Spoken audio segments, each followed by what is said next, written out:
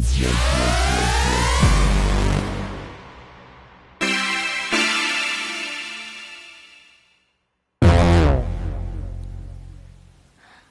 আলাইকুম, সবাইকে আমন্ত্রণ এমএস মামন ডিউটি চ্যানেলে। আর আপনাদের সামনে হাজির হয়ে গেলাম আরেকটা ভিডিও নিয়ে। আশা করি যে যেখানে আছেন সবাই ভালো আছেন, সুস্থ আছেন। তো আমি আজকে শেফার্ডস পাই তৈরি করছিলাম বাচ্চাদের জন্য, আপনাদের সাথে সেটা শেয়ার করলাম। প্রথমে আমি কিমাটা তৈরি করে নিচ্ছি। কিমা তৈরির জন্য নর্মালভাবে কিমা যেভাবে রান্না করি ঠিক সেভাবে রান্না করছি। এখানে আদা বাটা, রসুন বাটা, আস্ত জিরা এবং পেঁয়াজ, কাটা পেঁয়াজ দিয়ে দিলাম। কিমাটা রান্না করার পর আমি আম, আস্তে আস্তে যেভাবে রান্না করা হয় আর কি ঠিক সেভাবেই রান্না করছি। কি- তবে মশলা কিন্তু খুব কম দেবো এখানে। কিমার মধ্যে খুব বেশি মশলা ইউজ করা যায় না, সেই জন্য খুব অল্প পরিমাণে দেবো। আর যেহেতু এটা শেফার্ডস পাই তৈরি করছি, এই জন্য পাইয়ের মধ্যে তো আর মশলা এড করা আম, এমনিতেই যায় না। তো যাই হোক, এটা সস দিয়ে করতে হয়। তারপর আমরা যেহেতু বাঙালি, আমাদের সব ধরনের ভিন্ন ধরনের খাবার রান্না করলে, ভিন্ন দেশের খাবার রান্না করলে আমরা আমাদের বাঙালির ছোঁয়াটা রেখে দিই, কিছুটা কিছু হলেও রাখি।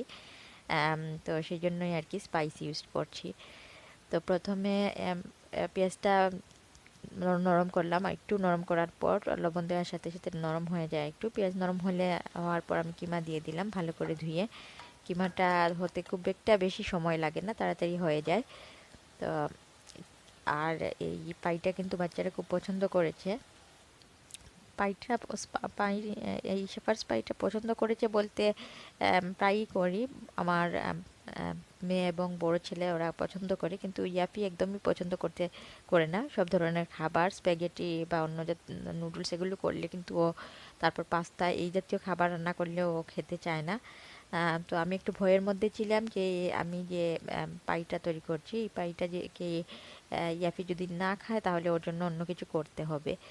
তো আলহামদুলিল্লাহ ও পছন্দ করেছে, খুবই পছন্দ করেছে, এবং পরের দিনও আমাকে বলেছিল যে পাই করার জন্য, আবার শেফার্ডস পাইটা তৈরি করার জন্য। তো একদিক দিয়ে ভালো হয়েছে যে ও এটা পছন্দ করেছে। তা না হলে এক একজনের জন্য এক এক রকম আলাদা খাবার তৈরি করা, যারা রান্না বান্না করেন তারাই বুঝতে পারেন যে কতটা কষ্ট। আর বাচ্চারা না খেলেও আরও অশান্তির মধ্যে থাকা যায়। তো যেহেতু পছন্দ করেছি সেই জন্য আমারও টেনশনটা কমে গেছে। কিমা কিমার এই পাইটা খুবই পছন্দ হয়েছে ওদের।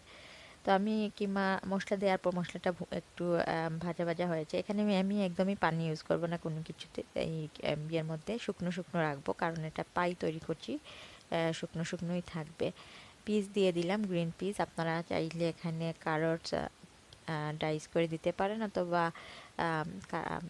আরও যা ভেজিটেবলগুলো আছে, ক্যাপসিকাম, তারপর সুইট কর্ন, এগুলো দিতে পারেন। আমি এখানে সস ইউজ করছি, এটা পাস্তা সসই দিয়ে দিলাম, যেহেতু সব ধরনের সস আমার কাছে একই রকম মনে হয়, কোনো ডিফারেন্স নাই। এখানে লেখা থাকে অনেক সময় যে চিলি কনকানি অথবা পাস্তা সস, তারপর কি বলে বলোনিজ সস, এগুলো আমার কাছে সব একই রকম মনে হয়।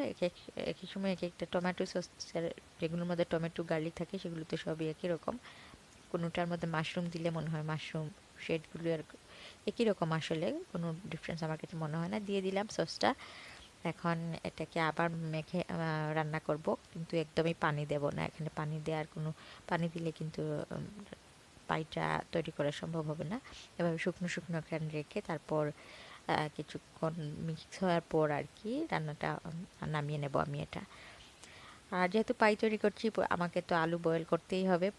আলুটাকে বয়েল করার সময় আমি এখানে মাঝখান দিয়ে একটু কেটে দিয়েছি সবগুলো আলুকে, তাতে একটু সুবিধা হয়। আর বয়েল হয়ে যাওয়ার পর আলুটার যে ছিলকা আছে সেটা একটু উঠতে আসে খুব ইজিলি আর কি। আমি এখানে একটু লবণ দিয়ে দেবো আলু সিদ্ধ হওয়ার জন্য।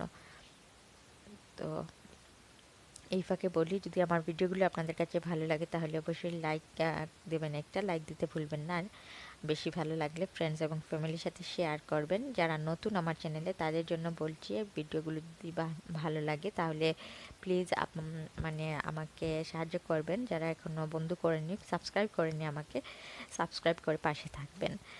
তো এই যে আলুটা সিদ্ধ হয়ে গেছে, এখন আমি নামানোর পর আপনাদের দেখাচ্ছি। যেহেতু গরম, আর এই জন্য আমি একটু ঠান্ডা পানি দিয়ে হাত ভিজিয়ে ভিজিয়ে এটা তোলার চেষ্টা করছি। তো এটা একটা টিপস মনে করেন যে ইজিলি এই যে ছিলকাগুলো উঠে আসে আর কি। আলুটাকে এবার মধ্যেখানে কেটে দিলে দুটো পাশ দিয়ে দুটো দু হাত ইউজ করলে আসলে ইজিলি হয়ে যায়। দু হাত দিয়ে পুল করলে এভাবে ইজিলি উঠে আসে। আমি এখানে ক্যামেরা ধরছিলাম এক হাতে, এই কারণে আর এক হাত দিয়ে ছিলকাটা ছিলছি। তো কাজ যত সহজ হয় ততই ভালো। কাজটা যদি কঠিন হয়ে যায়, যত টিপস আমরা জানতে পারবো, রান্না যেহেতু আমাদের করতেই হয়, যত বেশি টিপস জানবো, বিশেষ করে যারা নতুন রাঁধুনি তারা হিমশিম খেয়ে যান রান্না করার সময়, যেহেতু নতুনভাবে রান্না করছেন, নতুন কিচেনে ঢুকেছেন, তাদের জন্য একটু কষ্ট হয়ে যায়। তো রান্নাগুলো যদি সহজ হয় আর যত বেশি টিপস জানতে পারবো রান্নার সম্বন্ধে, তত লাইফটা ইজি হয়ে যায় আর কি, কষ্ট কম লাগবে। তো যারা কন্টিনিউ রান্না করতে করতে করতে করতে একটা অভিজ্ঞতা হয়ে গেছে, তাদের কাছে অনেকগুলো টিপস আছে, অনেক কিছু আছে রান্নার টিপস। রান্নার অনেক টিপস যেগুলো আমরা ইউজ করলে সহজেই রান্নাবান্নাটা শেষ করতে পারবো, হেডেকটা কম হবে। আমার এই চ্যানেল, সরি, এই ভিডিওর লিঙ্কে একটা দিয়ে দেবো। আমি 26টা টিপস নিয়ে একটা ভিডিও তৈরি করেছিলাম, কিচেন টিপস নিয়ে। সেই ভিডিওটার লিঙ্ক শেয়ার করব এখানে, আপনারা চাইলে দেখে আসতে পারবেন। তো কিছু কিছু আছে যেগুলো আমরা, কিছু কিছু টিপস আমরা সবাই জানি, আবার অনেকে যেগুলো জানি না তাদের জন্য উপকার হবে আর কি। আলুটা গরম, এর জন্য আমি ফোক দিয়ে এটাকে ম্যাশ করে নিচ্ছি। এখানে সল্ট আর ব্ল্যাক পেপার দিয়ে দেব, তারপর হয়ে যাবে। এখানে চাইলে আপনারা একটু বাটারও দিয়ে দিতে পারেন, আনসল্টেড বা সল্টেড বাটার যেগুলো আছে সেটাও ইউজ করতে পারেন। আমি এমনি দিয়ে দিলাম। মাশ করা হয়ে গেছে, ব্ল্যাক পেপার দিয়ে দেব। তারপর আমি লেয়ার করব, সেই কিমার যেটা তৈরি করেছি সেটা দিয়ে লেয়ার করে ওভেনে দিয়ে দেব। ওভেনে খুব একটা বেশি সময় রাখতে হবে না, কারণ ওভেনটা এটা যেহেতু পটেটোটা বয়েল করা অলরেডি, কিমাটা অলরেডি কুক করা, সে কারণে শুধু চিজটা মেল্ট হওয়া পর্যন্ত অপেক্ষা করতে হবে। 10 থেকে 15 মিনিট রাখলেই হবে ওভেনের ভিতরে।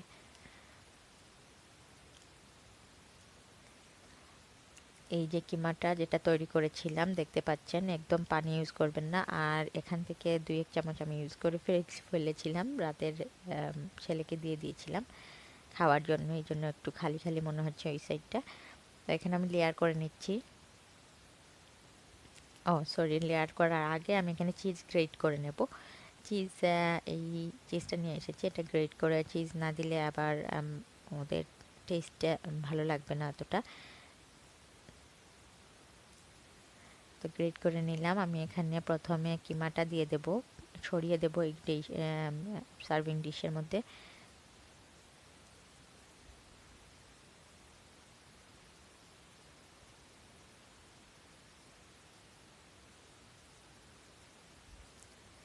চারপাশে ছড়িয়ে দিচ্ছি যাতে একটু সব জায়গায় লাগে আর কি কিমাটা। তো আমি এটা লেয়ার করে দিয়ে দেবো, তারপর কেটে দেবো। আর এটা যেহেতু ড্রাই খাওয়া সম্ভব না, কারণ পটেটোটা খুব বেশি ড্রাই থাকে এটা, আর এখানে শুকনো করে কিমাটা রান্না করা, এই জন্য ড্রাই খাওয়া যাবে না।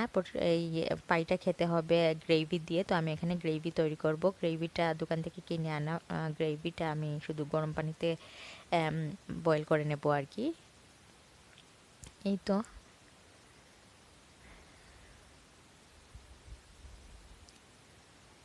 এরপর আমি একটু চিজ দেব ছড়িয়ে, চিজ দেওয়ার পর তারপর পটেটোটা দেব।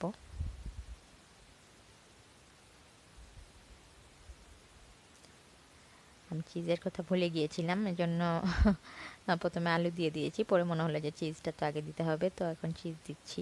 আর এই যে ইয়াফি আমাকে হেল্প করতে চলে এসেছে, আমাকে হেল্প করার সাথে সাথে ও কিন্তু চিজও খাচ্ছে, চিজ ওর খুবই পছন্দ, তো খাচ্ছে আর হেল্প করছে আর কি।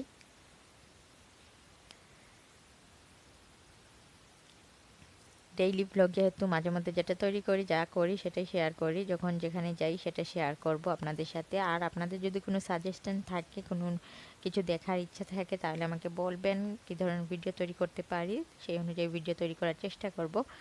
আপনাদের মতামতের উপর নির্ভর করে কী ধরনের ভিডিও তৈরি করব আর কি। আর যেহেতু নর্মালি আমি ডেইলি ব্লগই শেয়ার করছি, সেটাই শেয়ার করে যাব আর কি। আর যদি কোনো সাজেশন থাকে, কোনো কিছু কেউ দেখতে চান, তাহলে সেটা কমেন্টে জানাবেন। সেটা ওভেনে দিয়ে দেবো, তারপর সার্ভ করব। আশা করি ভিডিওটা আপনাদের কাছে ভালো লেগেছে। তো আমি আপনারা দেখতে থাকুন আর আমি এখান থেকে বিদায় নিয়ে নিই। বাকিটা আপনারা এনজয় করুন, দেখুন। আর যারা এতক্ষণ পর্যন্ত সাথে ছিলেন সবাইকে অসংখ্য অসংখ্য ধন্যবাদ আমার মন থেকে দোয়া এবং ভালোবাসা সবার জন্য, যারা সবসময় সাপোর্ট দিয়ে যাচ্ছেন। এভাবে সাপোর্ট দিয়ে যাবেন আশা করি সবসময়। গ্রেভিটা তৈরি করে নিচ্ছি। গ্রেভিটা এই যে দোকানের গ্রেভি, দেখতে পোকার মতো, ভিতরগুলো একটু মানে শিভারি করে বডির মধ্যে যখন দেখি। তো এগুলো দিয়ে দেবো। 1 চামচ দিলেই এটা, 2 চামচ ইউজ করেছি, এটা গ্রেভি হয়ে যায় আর কি। তো আপনারা দেখতে থাকুন, আমি বিদায় নিয়ে নেই। ভালো থাকবেন সবাই। আল্লাহ সবাইকে যে যেখানে আছেন সবাইকে ভালো রাখুন, সুস্থ রাখুন, নিরাপদে রাখুন, এই দোয়া করি। আমার জন্য, আমার পরিবারের সবার জন্য দোয়া করবেন। আর আজকের মতো বিদায়। বাকিটা আপনারা দেখুন, যাবেন না ছেড়ে, একদম শেষ করে যাবেন প্লিজ। আসসালামু আলাইকুম আজকের মতো।